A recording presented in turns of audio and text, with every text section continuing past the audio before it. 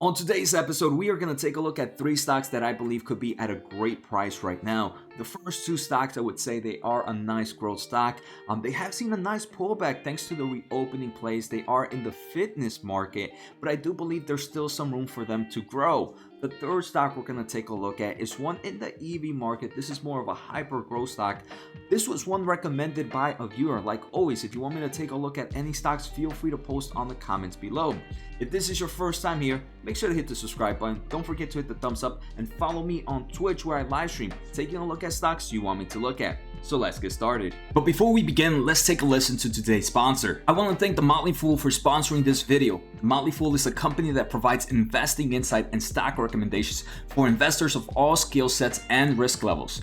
You guys know I love finding new investing tools and resources to help me scout out new growth stocks. And right now I have a discount for one of my favorite services the Fool offers. Through the Motley Fool Stock Advisor services, you get access to a ton of expert stock picks. Every month you'll get 2 new picks that are aimed at growing your wealth and to help you realize your financial goals. Stock Advisor's average stock picks have done amazing returns. If growing your money is something you'd like to do more of this year, you can visit fool.com/Jose Najarro or click on the link below for access to my special offer and decide if the Stock Advisor is right for you. Thanks again to the Motley Fool, and now onto today's video.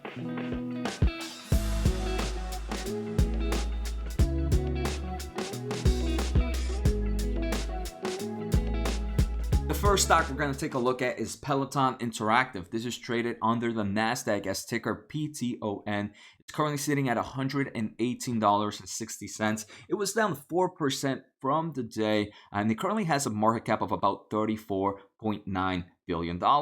From its all-time high, this stock has pulled down about 29%, close to a 30% pullback from its all-time highs in February. For those not familiar with Peloton, they are the fitness bikes company, right? They have subscription services, and they also have other types of products, from treadmills, the application that you use with the recurring subscription, accessories, and apparels as well.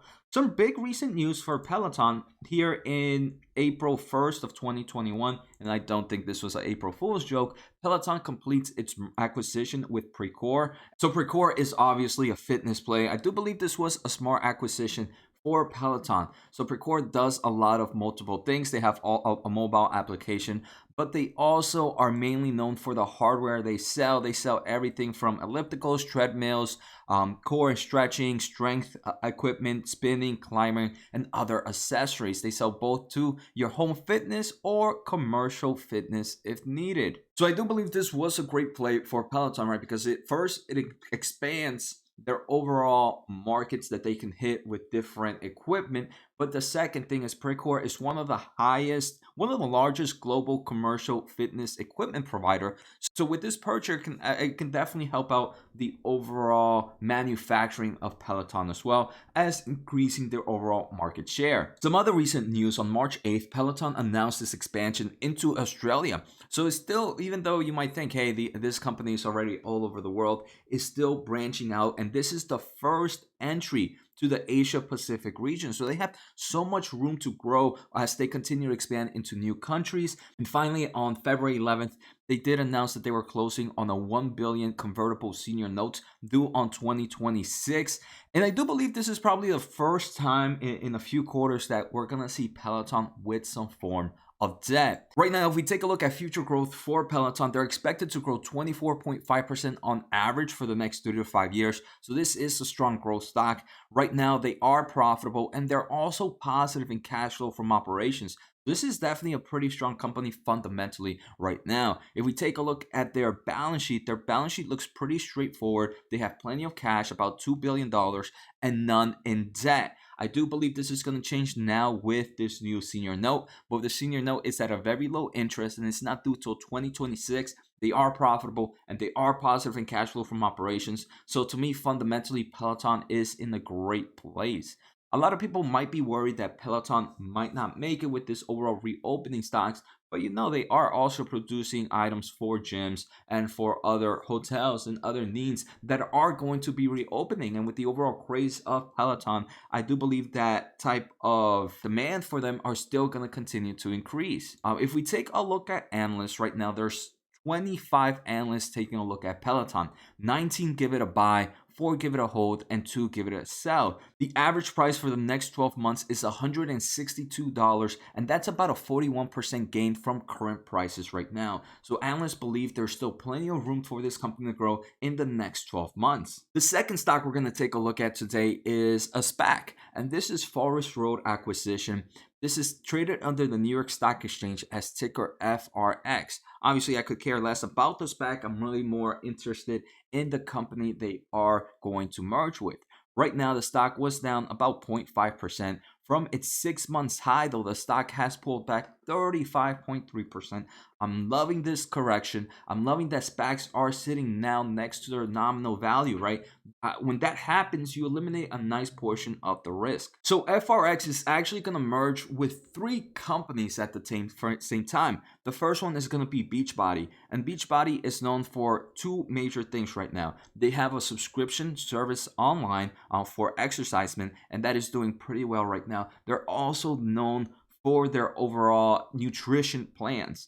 The second company we're going to go is with Mixed Fitness. Mixed Fitness is strong with providing equipment for exercising. And then the third company is going to be OpenFit. It's a smaller company compared to BeachBody, but it kind of has the same things. It has an application with some form of subscription service, and it also has nutrition market as well.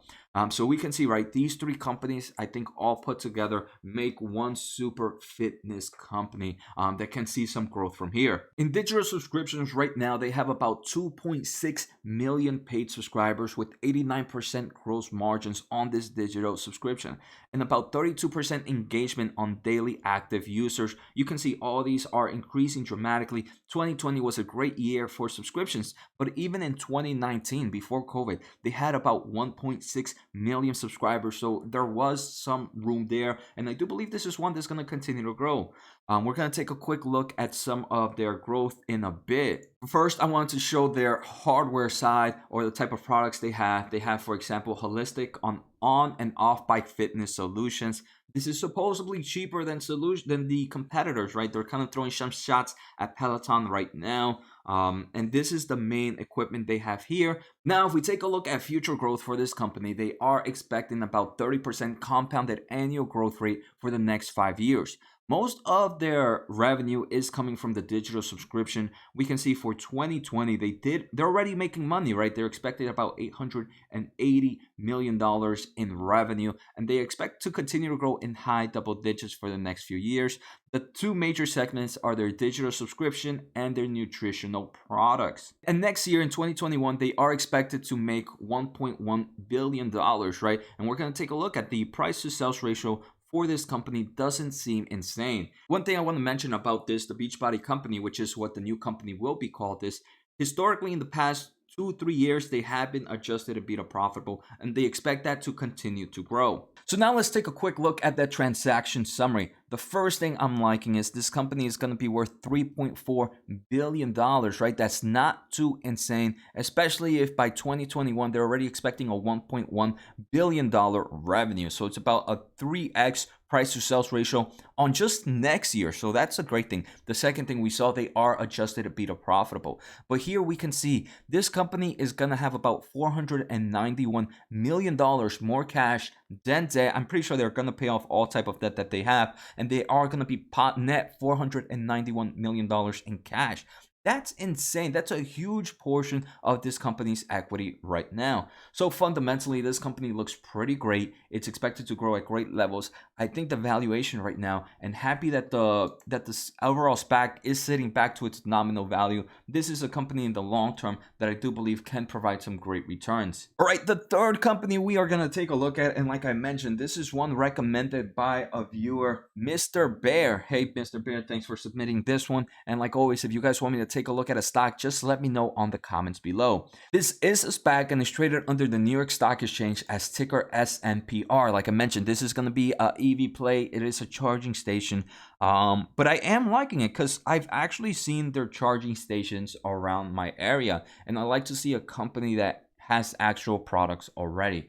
Right now it's sitting at $10.49. It is a bit higher from its nominal value, but I don't think it's too far off. From its all-time high, this stock has pulled back 39.15%. Like I said, I'm happy these overall corrections has happened. It eliminates the risk when buying into companies like this. So SNPR right now is going to merge with Volta Charging. The Volta Charging is a EV charging station, but they do a little bit more than that. They have three types of customers. The first customer they have are the advertisements. So you can see they have more of like a nice screen on their charging stations. So companies can pay Volta to advertise on their platforms right there. The second customer is the drivers, right? Right now, a lot of Voltas that I've seen, they offer like 15-20 minute free charging just to get customers to come in there. After that, they start charging them a form of rate for them to continue to charge their vehicles. So that's one. The second is the charging station. And the third is the site partners. Maybe if you are a big real estate person that owns a nice amount of malls, a nice amount of stores, and wants to improve your overall environment or your overall real estate place by adding some charging stations, you can team up with Volta as well. Volta already has some great customers behind them in form of stores, REITs, with national advertisers as well. And you guys can check that out in their presentation and see all the list of names they have. And one of the biggest, I think, scandals or bearish thesis on this is right now Volta, even if you're not using the app to charge or to buy or something or to pay for your charging station, they are collecting your location. Volta says the reason they are collecting your location is to be able to understand how the overall EV market is doing and where they should continue to add new charging stations. All right, so now let's take a look at the financial data. And this is an EV company, right? EV charging station. So this is probably what I've talked a lot about multiple SPACs. It's something I don't like seeing, right? Right now, they're making very low revenues and they're showing some crazy amount of growth in the next few years. This could be true, right? But there's so much competition out there. So an investment like this is one that if I was to ever get in, would be one that I would get in with a very small position. So for example, in 2020, they made about $25 million in revenue. In 2021, they're expected about 47, right? This is compounded annual growth rate of over 100% for the next 5 years. That is insane. They're expected to actually be adjusted EBITDA profitable by 2022. Actually, that's break even. Here they kind of show the growth of stations right now. In 2020, they have about 1,500 stations right now installed. In 2021, they believe they'll have about 3,100. I am happy that they do have stations right now. And it is pretty cool because one of the big stores or food stores that I go and visit almost on a weekly basis has Volta charging stations, and they're always being used. So it's pretty cool to actually see their product there and actually being used. So that kind of gives a little bit of a bullish sentiment in that regards. Now, the final thing I want to take a look at before sharing my overall thoughts is the transaction overview. This company will have a valuation of about $2 billion. They have about $52 million in debt, but they will have about $662 million in cash. So overall, this company will be really good fundamentally. They're going to have plenty of cash to continue to do their overall business. So I'm not too worried about this company going under in the next 3 to 4 years, like I would say. What I would be more worried about is to see how this company would really implement its business style and will the market really like Volta's charging station. So now my overall thoughts. All three companies, I want to say, are pretty cool and are sitting at a great price. Now, let me put them in order.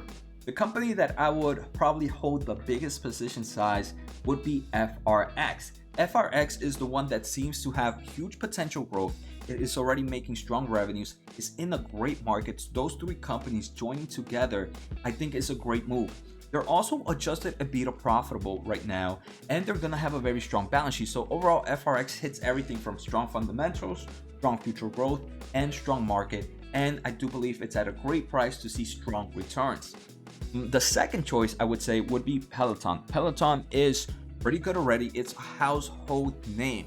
The only reason I put Peloton under FRX, I do believe Peloton has run a nice amount already. There's still plenty of room to grow, but I personally believe FRX can grow a little bit faster and can do greater returns than Peloton. Final would be Volta. Volta, we saw great revenue in a great market as well. Unfortunately, this is one of those companies that right now is not producing much revenue, right? We saw huge revenue growth, but at the moment, not much revenue because this is a brand new market, right? The overall EV market is just starting to kick off. My greatest thing about Volta is I personally have seen a lot of their charging stations, especially in one of my favorite stores that I tend to go on a weekly basis, and I'm always seeing them packed. So to me, Volta is probably the one with the highest risk to reward. It's more riskier, but more reward, and for that reason, I don't mind entering with a small position, because even a small position can end up being a great winner in the portfolio. So I hope you guys enjoyed these 3 stocks. Like always, feel free to share in the comments which one you want me to take a look at. Take care, have a good night, and see you next time.